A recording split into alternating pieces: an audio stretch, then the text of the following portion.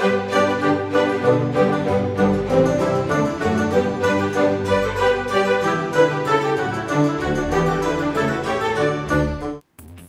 used to be an ordinary kid.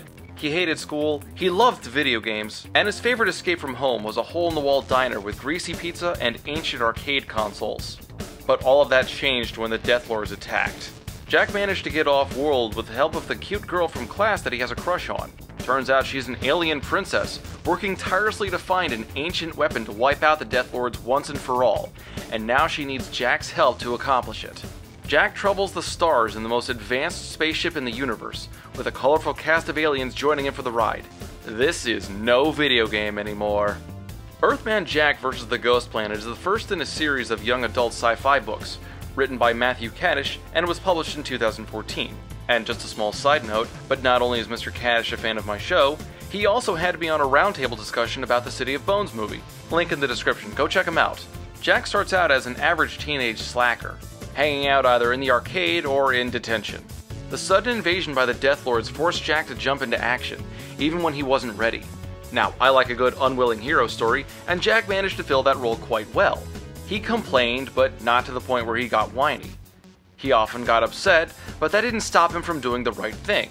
Jack starts as a basic mold for a teenage boy, but that base gives him a lot of room to grow.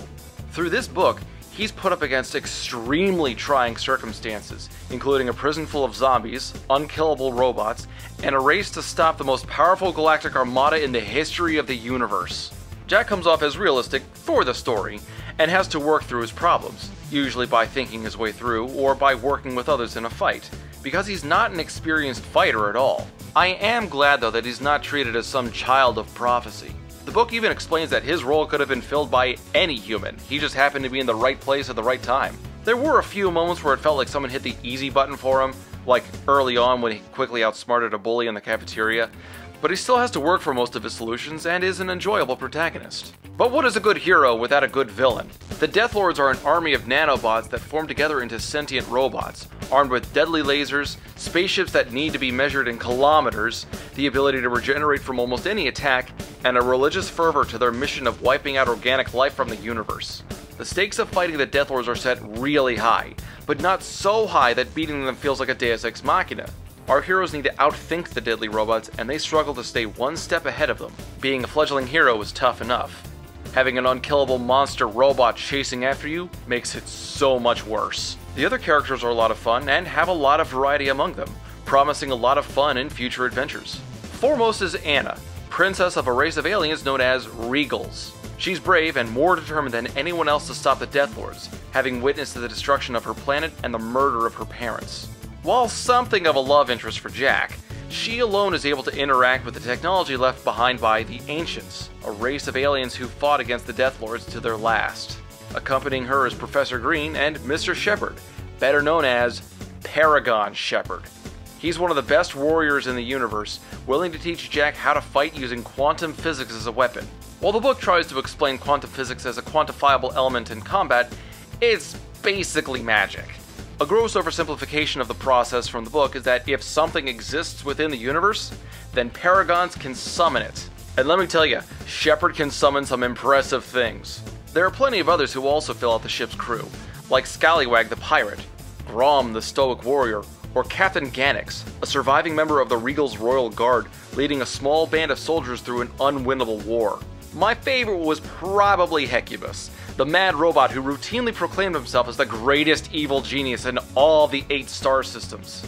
His openly oddball personality constantly clashed with the other characters, and that made for a number of humorous moments. Perhaps the most unique element within the book is the ship that the crew happens across. While most of the ship is left unexplored within the first book, the ship seems to run on the same idea of quantum physics magic.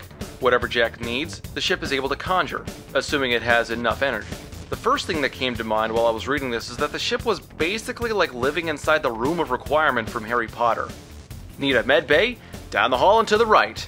Need a quick way to engineering? Boom! Magic staircase is right there. It's an idea that could seem like a Deus Ex Machina, but the ship never solves so many problems that it becomes the go-to answer. Frankly, its limitations and how little the crew actually understands it prohibit the ship from becoming overpowered. It's strong, yet simple, and has a lot of room for development in later books. Now, I've been praising this book nonstop, but there is one segment that I think came up a little short. While it isn't always a problem, the dialogue could be a little convenient.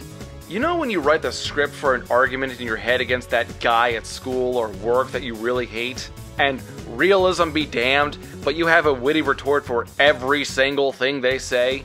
That's how some of Jack's conversations come across. And one entire chapter is a battle between Shepard and a Death Lord, complete with lots of overly dramatic hero speeches. But the speeches are kind of ridiculous and come off as satirical. I wouldn't have been surprised if Shepard actually said something about how, as long as there's a single soap sud inside the bucket of truth, you can clean all the evil mud off your car of justice.